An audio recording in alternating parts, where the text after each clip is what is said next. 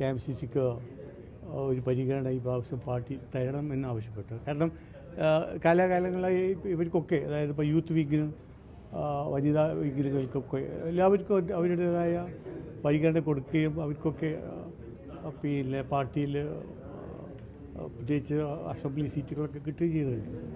ഈ പ്രാവശ്യം KMCCക്ക് ഒരു നല്ല പരിഗണന കിട്ടുമെന്ന് ഞങ്ങൾ പ്രതീക്ഷിക്കുന്നുണ്ട്. കഴിഞ്ഞ 45 വർഷമായി ഞങ്ങളത് ആവശ്യപ്പെട്ടില്ല. എനിക്ക് തോന്നി ഈ പ്രാവശ്യം ആദ്യമായിട്ടായിരിക്കും ഞാൻ ആവശ്യപ്പെട്ടത്. KMCCക്ക് ഒരു പരിഗണന ഈ പ്രാവശ്യം പാർട്ടി തരണം എന്നാവശ്യപ്പെട്ടു. കാരണം കാലാകാലങ്ങളായി ഇവർക്കൊക്കെ, അതായത് ഇപ്പോൾ യൂത്ത് വിങ്ങിന്, വനിതാ വിങ്ങിനുകൾക്കൊക്കെ എല്ലാവർക്കും അവരുടേതായ പരിഗണന കൊടുക്കുകയും അവർക്കൊക്കെ പിന്നെ പാർട്ടിയിൽ പ്രത്യേകിച്ച് അസംബ്ലി സീറ്റുകളൊക്കെ കിട്ടുകയും ചെയ്തിട്ടുണ്ട്. അപ്പം ഈ പ്രാവശ്യം ഞങ്ങളുടെ വർക്കിംഗ് കമ്മിറ്റിയിൽ ആവശ്യപ്പെട്ടിട്ടുണ്ടായിരുന്നു KMCCക്ക് ഈ പ്രാവശ്യം ഒരു സ്ഥാനാർത്ഥി വേണം എന്ന് നമ്മൾ ആവശ്യപ്പെട്ടിട്ടുണ്ട്. കിട്ടുമെന്ന് പ്രതീക്ഷിക്കുക. ഏത് സീറ്റാണ് അങ്ങനെയല്ലോ? അതില്ല, അത് പാർട്ടി തീരുമാനിക്കാനുള്ളതാണ്. ആർക്കാണ് ഏത് സീറ്റാണ് എന്നത് പാർട്ടി തീരുമാനിക്കും. പക്ഷേ ഒരു കാര്യം ഉറപ്പാണ്, KMCC എവിടെ നിന്നാലും ഞങ്ങൾ ഇതുവരെ ചെയ്ത സമൂഹത്തിന് നൽകിയ സേവനം വെച്ചുകൊണ്ട് എല്ലാ പാർട്ടികളും KMCCയുടെ ആളുകൾക്ക് വോട്ട് ചെയ്യുമെന്ന് വിശ്വസിക്കുന്ന ആളുകളെ ഞങ്ങൾ. ഇപ്പം പാർട്ടി ഭേദമന്യേ നോക്കിക്കഴിഞ്ഞാൽ തന്നെ ഒരു നിയമസഭാ മണ്ഡലമോ അതിനപ്പുറമുള്ള പോപ്പുലേഷൻ പ്രവാസി ലോകത്താണ് ഉള്ളത്. അപ്പം KMCC ഒരുപാട് കാലമായി വലിയ ലെഗസിയുള്ള സംഘടനയാണ്. പക്ഷേ അതിനപ്പുറത്തേക്ക് നമ്മൾ പ്രവാസികൾക്ക് പ്രാതിനിധ്യം എത്രയോ കാലമായിട്ട് ഉള്ള അനിവാര്യമായ ഒരു ആവശ്യകതയല്ലേ? തീർച്ചയായിട്ടും. പക്ഷേ അവരിപ്പം പറയുന്നത്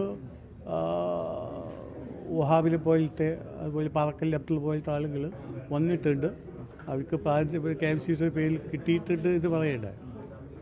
അപ്പം നമ്മളെ കാഴ്ചപ്പാട് അത് അവർ വ്യവസായ പ്രമുഖർ എന്ന നിലക്ക് കൂടിയാണ്. പക്ഷേ KMCC അതിൻ്റെ കൂടെ ഉണ്ട്. പക്ഷേ ഇതൊരു സാധാ ഒരു പ്രവർത്തകനായ ഒരു KMCCക്കാരനെ പരിഗണിക്കണമെന്നാണ് നമ്മൾ ആവശ്യപ്പെട്ടത്. ഇതിൽ ഈ ആംഗ്ലോ ഇന്ത്യൻ പ്രതിനിധി എപ്പോഴും സഭയിലുണ്ട്. പണ്ട് കാലഘട്ടത്തിൽ വലിയ സ്വാധീനമൊക്കെ ഉണ്ടായിരുന്നു. പക്ഷേ ഇപ്പോൾ ആംഗ്ലോ ഇന്ത്യൻ ആളുകളുണ്ട്. പക്ഷേ അതിനേക്കാൾ വലിയ കമ്മ്യൂണിറ്റിയാണ് പ്രവാസികൾ. സ്വാഭാവികമായിട്ടും എല്ലാവരും ആ കാര്യം ഒന്ന് ചിന്തിക്കേണ്ടതല്ലേ? ആണ്. നമ്മൾക്ക് ഒരു അസംബ്ലി സീറ്റ് മാത്രം പോയ അഭിപ്രായം കൂടി എനിക്ക് സെറ്റിലുണ്ട്. ബോർഡൊക്കെ വരുമ്പോൾ 1-2 ബോർഡുകൾ കൂടി ഉത്തരവാദപ്പെട്ട വ്യത്യസ്ത, അതായത് സൗദി അറേബ്യ, UAE പോലെയുള്ള ഖത്തർ, ഈ ഭാഗങ്ങളിലൊക്കെ KMCC അവിടെ സിസ്റ്റമാറ്റിക്കായി പ്രവർത്തിക്കുന്ന ഒരു സംഘടന സംവിധാനമുള്ള പാർട്ടിയാണ്. ഒത്തിരി ആളുകളുമുണ്ട്. അപ്പം അവിടെ നിന്നുള്ള ആളുകളെ കൂടി പ്രതിനിധീകരിച്ചുകൊണ്ട് പിന്നെ 1-2 ബോർഡൊക്കെ അവർക്ക് കൊടുക്കണമെന്ന് കൂടി നമുക്ക് അഭിപ്രായമുണ്ട്. ലോക കേരള സഭയുടെ പുതിയ ഇത് വരികയാണ്, അടുത്ത ചേരാൻ പോകുന്നു.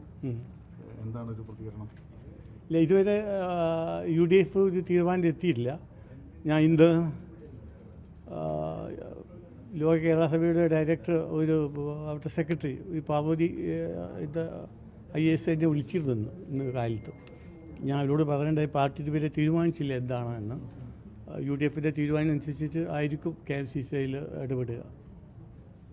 തെരഞ്ഞെടുപ്പിൻ്റെ കാര്യത്തിൽ തന്നെ പ്രകടന പത്രികയിൽ എല്ലാ കക്ഷികളും എല്ലാ മുന്നണികളും പ്രവാസികളുടെ കാര്യങ്ങൾ കൂടി ഉൾപ്പെടുത്തേണ്ട പലപ്പോഴും വരാറില്ല. കഴിഞ്ഞ LDFൻ്റെ പ്രകടന പത്രിക ഒന്ന് നോക്കുമ്പോൾ അങ്ങനെയൊന്നും വളരെ കുറച്ച് വന്നിട്ടുണ്ട്. പലപ്പോഴും പ്രവാസികൾ ഞാൻ മനസ്സിലാക്കിയത്തോളം ഒരു പ്രതികരണ ശേഷിയില്ലാത്ത ആളുകളായിട്ടാണ്.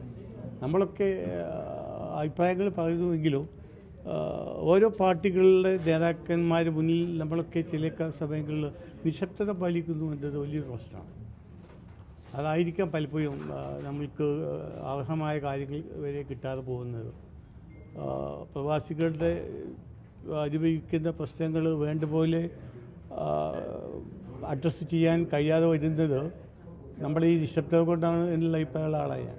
അപ്പോൾ അതുകൊണ്ട് അതിന് പ്രവാസികൾ ഒറ്റക്കെട്ടാവണം. ഇവിടെ മുമ്പ് ഒരു 5-10 വർഷം മുമ്പ് എല്ലാ പാർട്ടികളെയും ഒരു സംവിധാനം ഉണ്ടായിരുന്നു, ഒരു NRI കോർഡിനേഷൻ കമ്മിറ്റി ഗവൺമെൻറ്. ഞാൻ ഇതിൻ്റെ ചെയർമാനൊക്കെ ആയിട്ടുണ്ടായിരുന്ന കാലത്ത് 10 വർഷം മുമ്പ്. അതിലെല്ലാ പാർട്ടികളും, അതായത് BJP, കമ്മ്യൂണിസ്റ്റ് പാർട്ടി, മുസ്ലിം ലീഗ്, കോൺഗ്രസ്, ഇവരൊക്കെ പാർട്ടികൾ. അത്തരം ഒരു സംവിധാനം ഒന്നുകൂടി സ്ട്രോങ് ആയിട്ട് ലൈവായിട്ട് വേണം.